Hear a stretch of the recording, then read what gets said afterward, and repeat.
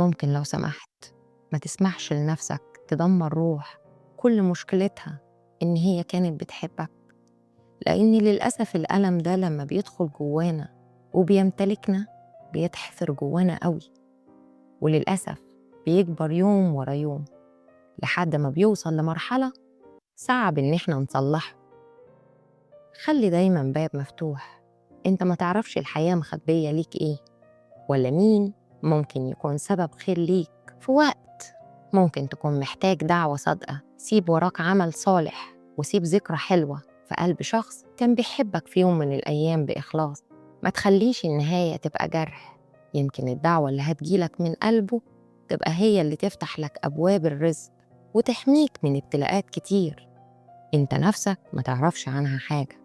اوعى تفتكر إن الجرح بينتهي لما العلاقة بتنتهي، أوقات الذنب بيقف واقف لك، خصوصا لو القلب اللي كسرته قلب كان بيحبه ربنا.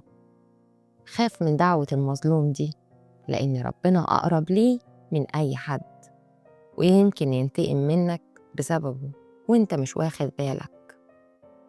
الحب مش دايما رحلة سعيدة، بس لازم تكون رحلة محترمة. انت اللي قررت تمشي، بس لازم تكون إنسان